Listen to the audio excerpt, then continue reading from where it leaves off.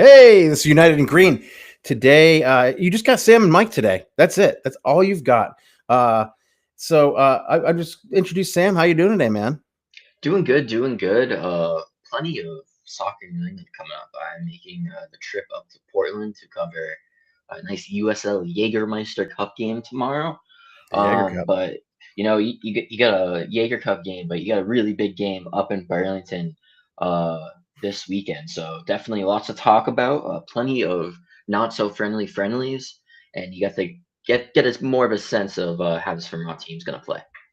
Yeah, I mean, it's gonna be rainy. Probably both places. Yeah. Um, I Virtue Field is uh, we have an artificial pitch.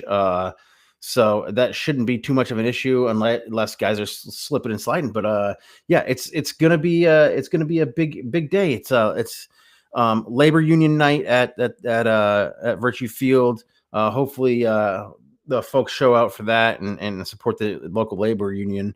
Um, but yeah, we have a big matchup coming against our hated rivals from the upside down Vermont. In New Hampshire. So I think we'll talk about that in a little bit here. But I think that we should talk about the cup game that we played. It's not as throw uppy as the Jaeger Cup, but it is a cup. It's a sweeter cup, if you want to call it that. I didn't get to watch the match because I was down in Massachusetts watching my son play against 14 and 15-year-olds, and they made it to the semifinals. So that was an accomplishment. So it was really good. But you want to take us through just a quick recap of last Saturday's match again in the rain against Laval FC? Yeah, it was definitely, a very interesting match. Got off to an interesting start. Very hard foul from one of the FC Law players who felt he might have been tabletopped, and that kind of really kicked things off. There was a little bit of struggles to score in the beginning, but I think uh, you even had Laval score the opening goal. But I think once the Green were able to find their rhythm, they were able to start to find those goals again. You had Tyler Trimnell start up top, and just had an article go live on the Blazing Musket, kind of talking about his performance. Specifically in that game where you want your strikers to score goals, but he had a really gritty performance in terms of his first assist came, went for a ball, ended up on the ground, was able to stay with it and go on to assist it to Luca. And I am forgetting Luca's last name. It's like Costabile. I don't know. I'm sorry. Um, but yeah, really was impressed with that performance, and then also too, looking at just overall his ability to create, I think was good, and you saw Vermont be able to claw back. And it's a game they've won every single Maple Cup. They were able to do so. Once again, 4-2, if I'm remembering correctly. You once again had guys like in GK, he got the start, which is very good to see. You had Arnar Tokoven come into the match. So I think you're starting to see where the attack's going to come from. Back line continued to look strong, but definitely more in the second half. Things really came to a head. Vermont was able to find its game, and another start too. Want to give a shout out to Ruby Aoki, another start, and I think you become a big part of that back line, and you have to see some of the Vermont boys get into the starting 11, or not the starting 11, come off the bench, including Nicholas Hertzeg, who replaced Jude in the second half. So again, this team is getting even more deeper. But I think you see again just how this team is going to play, and I think they're showing that they're going to be competing at the top of this division. Yeah, I mean, when you're looking at these friendlies, like these friendlies are great tune-up games for league games, right? They allow people to show out a lot of these fans to see what each one of these players can do on the field. Um, and for the players, it shows their coaches what they can do on the field. I think a lot of these guys. are picked off performance. I think that when you're looking at a lot of these players, and a lot of these in the USL too, they're picked based on their performances in practice, right? During the week. It's not with especially with somebody like CT who who doesn't favor one guy over another, maybe outside of the captains. But you don't put in a good week of practice, you might find yourself on the bench. Um, you know, CT and Lee Williamson don't suffer any bullshit, you know. So they'll drop you if you're not going to perform in practice, if you're not going to work hard during the games. And I think each one of these guys has an opportunity. I can say I didn't, like I said, I didn't watch the Maple Cup game. It was nice to see the boys drinking out of the cup again. It stays in Vermont. Nice carved wooden trophy. So it's going to stay in our trophy cabinet. Um, I did get to see the Providence FC game on Tuesday. Beautiful night for football. It was about half full. I mean, it was about half full, maybe 3/4 full. It was a really good showing from the fans for a Tuesday evening game. Um, soccer on a school night, we like to call it. We had some good food there. The free hot dogs were nice at the end of the night. The kids were scooping those up real quick. Lots of kids, lots of families, lots of fun. The beer lines weren't too long, as we know they can be at Virtue Field. But what we did get to see is some of our old favorites. We get to see Jacob Labovitz. We did get to see Nicholas Hertzeg in goal in his first start. And I gotta say, right off the bat, I don't think Vermont were quite ready for this, but and Providence came out of the gates really fast, really hard, attacking. Two shots on goal. Hertzeg uh, made one of his kind of signature saves, diving to his opposite hand to make a stretched out save. It's a lot of those types of saves that you saw in in the NCAA tournament this year from him. Um, he and Jude together are going to be an amazing 1-2 punch. You never know who's going to be starting. Uh, Hertzeg is a hell of a shot stopper. I don't know how great he is so far, like watching him through the NCAA season and this season so far in the one game that I've seen. Like, I'm not so sure he's that great with the ball at his feet. Um, but I mean, that's yet to be seen. What Vermont Green needs in their style system for me is a goalkeeper who is a big shot stopper, because there's going to be plenty of opportunities for counterattacks on this team. Now, that said, we also got to see Rui in this game against Providence. We don't need to talk about the scoreline. Things got out of hand after early into the second half, and Vermont won 9-0. Mo Ibrahim scored. We had a quote unquote natural hat trick from Labo, which was nice to see, because he's not going to be out there every single game this year. He's got a business to run. But we did get to see Rui. I was very impressed. Very impressed. Mhm. This kid, like, he has. If you're going to compare him to a Vermont Green player, he has Reed Fisher recovery speed. He is faster than I thought he was. Mhm. And I thought he was quick, but he's way faster than I thought he was. He's way bigger than I thought he was. I thought he was the type of guy who could play center back. He could play a wing back if he needed to be. But he's certainly one of these guys who's going to be a role player, probably a starter at some point. I'm envisioning him in the back, starting some games with Musa moving out to the midfield, playing defensive midfield. It was really, really fun to watch. It was a good friendly. It got a little chippy at points, but once the game was in hand, the Green Mountain boys kind of just settled down in the stands and didn't rub it into this team. The one thing I was disappointed in about Providence was that they didn't come with cool kits. They're just plain red. of all the teams to do that, you would have think Providence would have come with good kits. Right? No, I got on the megaphone and I hollered at him right away. I was like, "Where are the hot club kits?" Where's the donut kits? Like, Yeah, come where are the on. donut kits? I was like, "Where are the hot club kits?" And we got from our right back, we got a thumbs up on the hot club because only Providence people really know what hot club is, right? I So thought this was gonna be like the kit derby, so like I was hoping we were gonna get some kit good v kit. kits.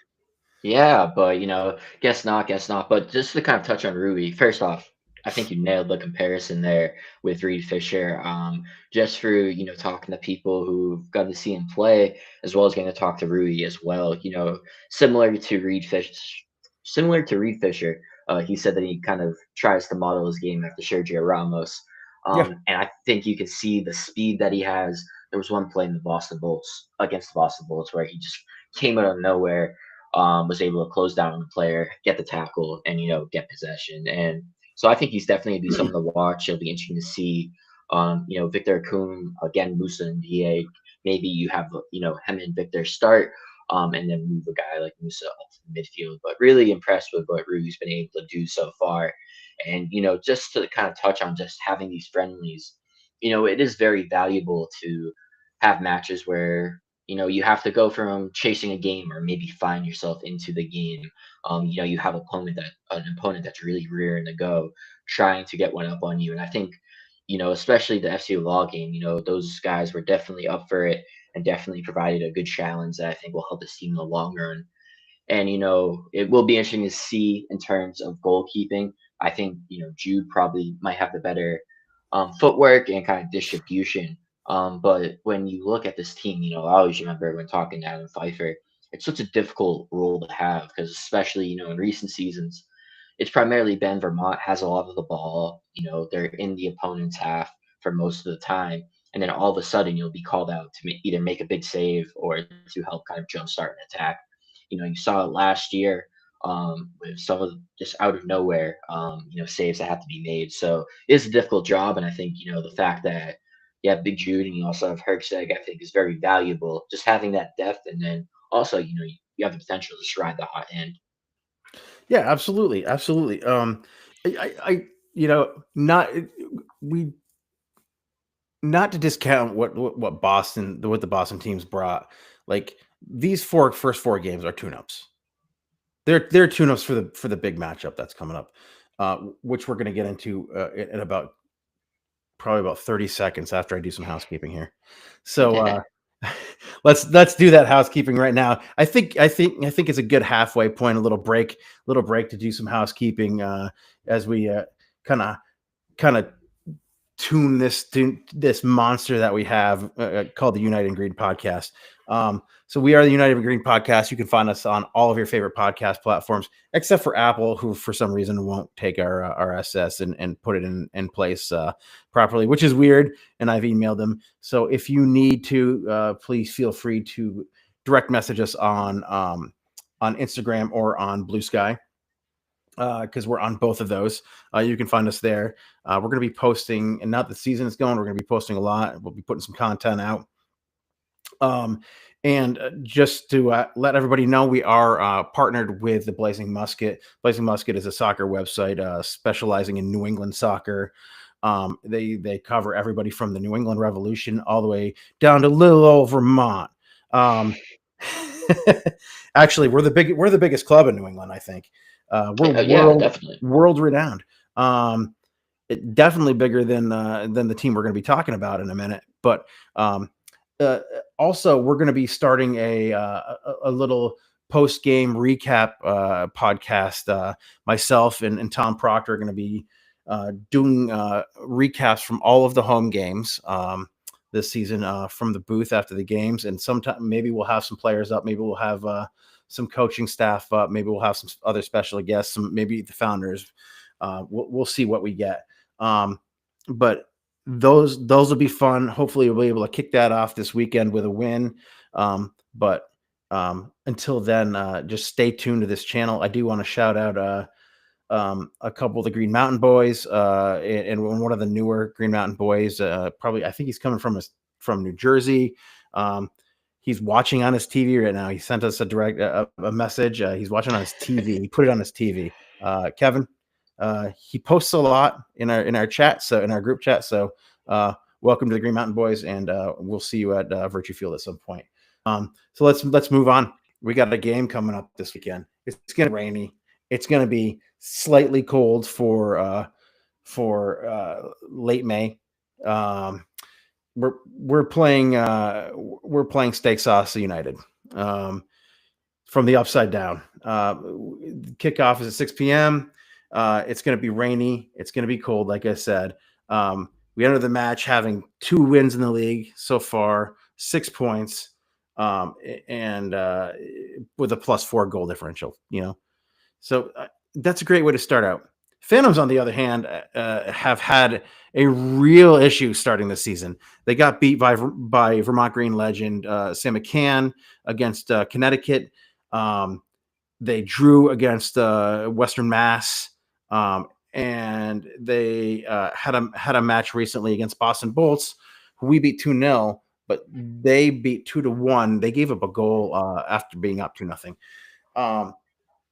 These two teams have kind of a heated rivalry, though it has kind of been a one-sided affair. Seacoast, I did it. -1 point for me. They have won 6 out of the 7 games that we've played. It's 7 games because we played them in the playoffs last year and lost. The one game that we did win was on their patch in 2023. It's always been a very close match, a very close game. I feel like Vermont Green going into that playoff matchup last year they were beat, man. They were tired. Yeah. They didn't have a lot of players for rotation at that point. They had some injured players. They had some guys that had left. And they just had no gas left in the tank. Obviously, last year in the matchups, Labo was like one of our main players in those matchups against this team. Seacoast, on the other hand, bring back Dos Santos and Teg Healy, right? These 2 guys have been their main scoring presence. Dos Santos coming out of Boston College. Both of them were in the Seacoast Academy and grew up in the Seacoast systems. I'm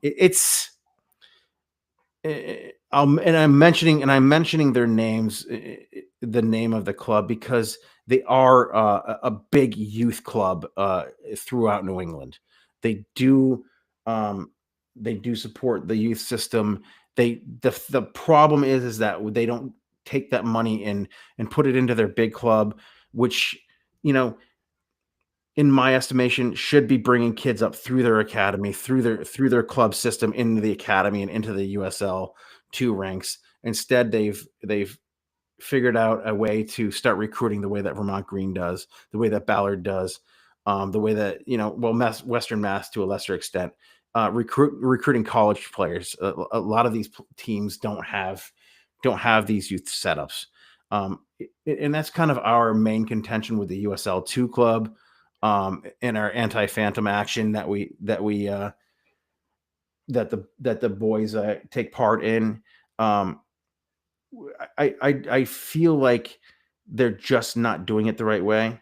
But like when you have players that come out of your academy that are proven players like Dos Santos and Healy, like, these are real players and these are serious players. Teg Healy's always top of the league for scoring. They're both hugely fast counter threats. They're great with the ball at their feet. They're great on breakaways. And Dos Santos scored against us last year at home in a 1-0 match that he basically dominated that side, even against a Benny Prego who's a very good defender, a very good attacker, so it's gonna be a tough match. I think they're going to be up for it, but I think the Green hold a little bit more talent this year, and just based on early returns, I don't know. I think the Green have a really good shot at winning this game. What do you think about this, Sam? Yeah, I would definitely agree that I think the Green, have a good shot of winning this and maybe turning the tide of, this rivalry. You look at Sea Goats, they did lose head coach Alex Ryan. I think that's a pretty big loss. Quality head coach. Now he's up there in Portland. You still have the Tag Heelys. You still have the Marcos DeSantos. They also had Terry Makadiko from last year too as well. So they do have some new guys, but like you mentioned, they are kind of maybe changing up how they recruit players. I think there's probably a little bit more at stake. Seacoast decided not to play in the U.S. Open Cup, and we know how much the Vermont Green valued that tournament. And I think it's just going to come down to will those goal scoring arrive, and then I think maybe whether it be on the wings, a guy like Daniel Lang or maybe Mo Ibrahim. It's really going to come down to the battle on the flanks, I think, and I think you got guys like Musa and Da, and also want to shout out Zach Zenga, who I think's gotten off to a pretty good start. Really kind of taking the season, in control. Has been a good captain so far, but also has just kind of been able to make some magic and kind of look to jumpstart the attack. So I think whether it be the flanks or I think, more importantly, this team just needs to find the goal scoring, whether it be a guy like Tyler Trimno, whether it be Arnar Topovin. They just need to make sure that they get those goals. It's probably going to be another tight match. Definitely not expecting, Vermont to put 5 or 6 on the board, but if they can get that reliable goal scoring, if they can kind of take their chances, just be clinical, be finishers, because if they win this game, like you mentioned, uh, Western Mass and Seaghost ended up taking points off each other. Um, United just hasn't gone off to that great of a start. Western Mass at the moment seems to be probably the top, and then I would say the Green are fighting for it with them. So I think if you're able to make that statement of intent, get this win at home, it would be really big, especially for a team like Vermont, who again wants to make the playoffs, but also too, I think they'd love to get back in the Open Cup. Yeah, I mean, look, I think you're absolutely correct on like Zach Zenga. I think he's a linchpin. He's the guy that all the attacking play is going to go through. He's probably the most creative midfielder we have. He's a goal scoring threat. Um, he's a guy who can run into balls in the box. Um, he has the ability to break down like low block schemes. I don't think we see that out of Sea Goats this year. And there's it's a different style of play than they have played in the past. And maybe some of the returning players on that team have, you know, maybe a little bit of an issue adapting to that style of play. As opposed to what they played last year, which was very Mourinho low block and counter type ball. I love Zachary Zenge. I think he's for a young man. He's very mature. He's very calm. He's very collected. He has been in the system for a while. He knows what this game means. I talked to him. I talked to him on Tuesday night. He said, like, to a man, they're ready to go. He said that he has been impressing him and Musa and Mo have been impressing upon the rest of the team what this means, not just to the club but to the fans, what this game means, and I think they'll be ready to go. Um, I'm I'm really excited to see what Tatavan could do against this club, and you know, we got to see Diego Rived play the other night too, who was super exciting to watch. Um, but yeah, I think you're right. You're going to see the Daniel Langs, um, making a difference in this game. I think that you're gonna get a lot of rotation through the substitutes. I don't know that we actually get to see Ayub start this match. Who knows? I haven't been down to practice at all, but as some of the other players start to shuffle in and and make their presence known in practices and trainings and that kind of stuff, you'll see different stuff. I'm really excited to see what Stefan can do in this game. Mm. Um, and a Jogby. Like I think that those two guys together can can can really they're both players that can pull defenders away from the center, which is going to make it easy for guys like Tatavan and Trimnell to either make runs in from behind and tap in goals, Brennan Johnson style, Harry Kane style, or um, or even take balls on the outside and pop them in and pop them into oncoming midfielders. Um, I think that you know I think Eskil is going to be a big part of this too. The problem for me is that he's been playing a lot, Yeah. right? So he's going to need a rest at some point. He's going to need some rotation. Good thing is we have rotation options, right? We have those players who can come in and give guys Marcel Pap, Vasilu is there. Like I mentioned, Diego. Um, we've seen a lot of guys who are forwards by nature, can play the midfield, can play creative roles. So who knows what we're going to get to see? Like you said, like we talked about earlier, Rui is a guy um, who can come in and play center back, and we have a three man rotation at center back. So I think like this Vermont Green team here this year is more set up to take on a team like burnt toast, and it just it's going to be an exciting game, and I think that we have a very good opportunity to score a lot of goals. Yeah, and also kind of someone else I want to give a shout out to. Amoni Thomas is someone that the club seems very high on, and getting to watch him, you can see, and it's also wild. He's the youngest player to ever play for Vermont Green, which is Yep. just wild to think about. Dude is 18, but he's really talented. Has plenty of speed. I think again, especially with young players, you see it with guys in MLS, so it's not a knock on his game. He just needs to refine his game, become a better, kind of more complete player in the sense, he just had a few, poor touches or what have you, but the speed he has on the ball, and I think you can see the skill that's there. It's very talented, and definitely going to be interesting to see how he goes. Jack Bailey, like you said, I think he's really great at going at guys one on one, coming off the wing. I believe he also did just announce he would be transferring. I forget the school, but I think he's transferring out of Ohio State. So hopefully that maybe has a chip on her shoulder, but doesn't distract him too much. But I think a guy like Amoni Thomas, kind of again on the flank, alongside Daniel Lang, those could be key players in this upcoming game.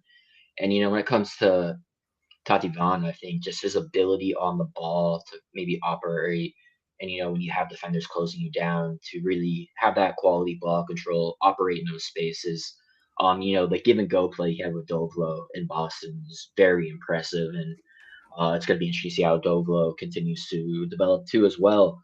But I think they have the attacking talent there. I would love to see Njike get the start, and just see if he can kind of make some magic and really make an impact early on in the match. But you also have the ability and flexibility to bring him on, as a sub. But I think the talent's there, and I think uh, again, this is a team, in the ghosts that are coming off a championship, and I think it's hard to repeat it in that sense in a lot of any soccer. So the fact Oh, that especially with they're 80 plus teams in the league, right? I mean, or whatever yeah, it is, 69 teams. yeah, but you consider you have a high turnover in players. They have to play longer than you used to, and they have college seasons as well too. And they lost their head coach. I think it's almost maybe a little bit natural to expect a drop off. So I think they're there for the taking. But again, as I say that, they still have some really talented players. And if Vermont's going to win, I think they have to be clinical and really have that quote unquote killer instinct, if you will, and really put the game to bed and just like you mentioned, Zenge kind of instilling how much this game means. Chris Taylor's someone who wants to kind of instill that fight for the badge attitude, really build that culture here when it's really tough when you have guys who maybe are just spending one summer here and then going off and playing the rest of their careers. But it seems like kind of making sure players know the history, making sure that, they want to win not just for themselves, but for the fans, for the community. I think Chris Taylor is doing a good job to try and instill that. And I think if you see a win against I'm just gonna say Seacoast. I'm sorry, Mike. I They've couldn't done it think like on the 4 fly. times. Yeah, but I think if they get that win, it'll be a testament to that culture and kind of instilling that passion and being able to turn the tide on what's been a one-sided rivalry so far. Yeah, I think that there's one player that we're not mentioning too that might play a big role in this game. Who was in plain clothes on Tuesday was Owen O'Malley. So we'll get to see because he was part of that first season, so he knows what it's all about too. It is a bitter rivalry, and these guys from New Hampshire don't want to. They're from Epping, New Hampshire. They're not anywhere near the fucking seacoast. Um, um, I guess it's near, but it's like 30 plus miles away. I don't know, man. I drove there and there was no water. I No, could no, not dude, find any coast. it's in the woods. It's in the woods. It's in the woods to the point where they don't pronounce the G on the name in that town. Mm, Epping. Um, yeah. so yeah, I mean, this game is a big game. You do have the history there, and short history though it may be, it is still kind of a bitter history.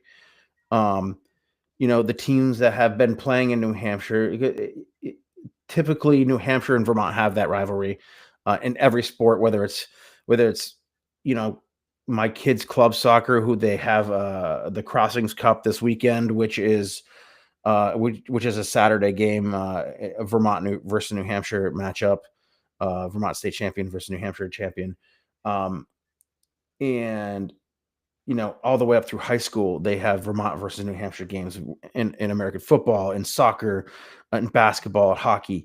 Um, they're natural rivals, and the teams that have resided from USL2 that have resided in New Hampshire have never necessarily succeeded, with the exception of this club in Manchester City Blue.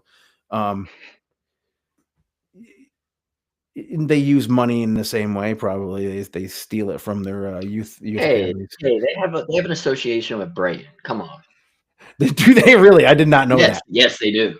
Uh, they like to come to Vermont and steal Vermont's youth players to bring into their academy. So, um, but I mean, not trying to discount what they do, because what they do well is youth academies and pay to play system, and some people believe in that in this country and others don't. But I can say, like I said, it's going to be a spirited game. It's going to be fun. It's going to be rainy. It's in I hope that the Green Mountain Boys show up and don't make it comfortable for them. Um, like I said, it's going to be rainy. We're still going to bring our drums. We're still going to bring our voices. I'm a little bit hoarse right now because of the allergies that are happening. But I really can't wait. We're going to be out there early, the boys, and we're going to bring some noise, and whether it's raining or not, whether it's sunny, you know, whether if we were 0-2 right now, we'd still be bringing it for this game. It's just the nature of the beast. Um, Rivalries are a big deal, and they're a big deal for Vermont. We always have a chip on our shoulder, and there's a reason for that, and it's because we're always overlooked. Um, we talked about it earlier, Sam, about how Vermont Green are kind of losing that kind of darling kind of moniker, um, because we're becoming an established team. We're that team that's going to be at the top, because of the way that we recruit, because of the way that we do our quote unquote social media, because of we act like a big club, um, and you can't be a big club unless you act like you're a big club. Can you speak a little bit to like that kind of style of setup, and how that would you know um, kind of give them an upper hand in any kind of a big game, whether it's a cup game or whether it's a league game, a rivalry game. Yeah, I mean, I think it's just maybe the professional attitude that not only the coaching staff but players kind of have, the approach when it comes to training, the approach when it comes to, like you said, going out and getting talent. I mean, you have guys who were in Bayer Leverkusen's academy. You have, Arne Totoven played for Paris City, who's now in Ligue 1 in France. You have these guys with international experience, and I think when you bring that over and combine with some of the top college players playing in some of the best programs, you have the national champions in Vermont, you have guys who are going to historically talented programs in University of Virginia, University of Washington out west. I think you really bring that professional atmosphere, and I imagine some of the guys who played over have European experience. They were in some intense games, even if it was in youth systems. So I think they have that similar feeling, and when you combine that with someone like Chris Taylor and the coaching staff and Adam Pfeiffer, from above, it's a real professional atmosphere. And I think, you look at it, you're like, oh, it's USL League Two, it's a summer league, but from the top down, how everything's run, especially being someone who's covered soccer all the way from, USL League Two to, US national team games, you get the sense where Vermont is maybe punching above its weight or punching and just being they didn't have to, have this approach. They could have just maybe skirted by, rested on the laurels of an amazing logo, an amazing jersey. But they really, went all in, go out, get some of the top players, and they want to win. There's a innate desire, whether it be the owners all the way down to the players, to win, to be able to bring something to Vermont, create this community, hopefully bring some trophies. So I think just overall, from the top down, the professional approach, whether it be making sure no one's slacking off in training, making sure everyone's essentially, playing like pros, and that's probably why college players send their are open to sending their guys here because they know they're going to be training in a professional environment. They're going to be getting ready for their season, but they also know from experience that coaches aren't going to risk them out, with injuries. Might have a hangnail, and they're going to start to be a little bit cautious. They know that their players are going to be fit when they come for the college season. So I think you just combine the professional approach from the top down. This is just at the end of the day, a club that wants to win, and I think that's what maybe makes it stand out, and maybe that passion from the top down really has allowed for Vermont to quickly become one of the top clubs in USL League Two. Yeah. There's no doubt about that in the approach from the founders.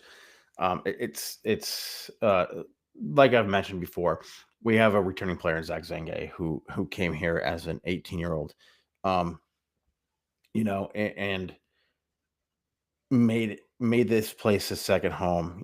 Made this club his club. Um, if Vermont Green were to build a statue right now, I think he's the guy you build that statue around. Just a case in point, real quick, and we're going to get to our final thoughts here. Is that on Tuesday night after the game, I was taking down the tent from the tailgate, um, and Zach Zenge came over, and started talking with Tyson and myself. My son was sitting there. My son, Zach came over and engaged my son, um, spoke to him, talked to him, asked him, if he played, what position he played, you know, what kind of things he learned and knew. And I've mentioned before on this podcast about how he engaged me, a much older person than him, and asked about my family, asked about my kids, and it's a testament to the owners bringing people in like Zach. It's a testament to Zach and his family, how he was raised, and it really is. It really does like show this community that these players care, and that somebody like Zach can bring that to this place. and someday there will be a statue for Zach, whether it's this big or whether it stands outside, Vermont Green Stadium. But those are going to be my final thoughts. Do you have any final thoughts for us before we sign off here tonight? Yeah, I mean, also just very excited for the match. Going to be, no matter the result, going to be an intense affair. Going to be very very fun to watch. I wouldn't be surprised to not see goals aplenty, but maybe see goals from both sides. But I really think that this could be a statement game for Vermont again. Being able to potentially have it in the chamber when it comes down to the final point of the season. Going up against the Western Mass Pioneers, being able to have that confidence that you're able to beat the rivals.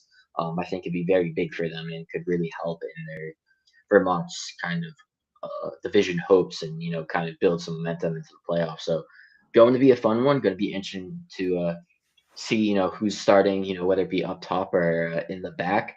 But yeah, get ready for a very high octane match, and definitely would be one to write home about. Hopefully. I just got a message from a Vermont Green alum just now. Oh, Yeah, from our Instagram post. It's from Alonzo Clark. ooh, Zoe. Yeah, he just said beat Seacoast tomorrow. there you go. He gave Look at us a that. big green heart right after it. So I'll tell you guys, I'm going to give you one more thought before we leave tonight, and that we have a big TIFO coming tomorrow for Labor Union Night, and Tyler has given a little preview of it on the Green Mountain Boys Instagram page. So come on out, support your local labor union. My labor union will be out there. And just come out, bring your raincoats, bring an umbrella if you have to. Just enjoy a night of football out with your friends, with your families, and in the end, just make sure that you're having fun and you be responsible and protect your mental health. So with all of that, we're going to sign off tonight. It's been great, guys. I really want to thank everybody who listens to this podcast. It really takes all of you to keep us going here, and we love and respect you all. So until next time, up the green. Up the green.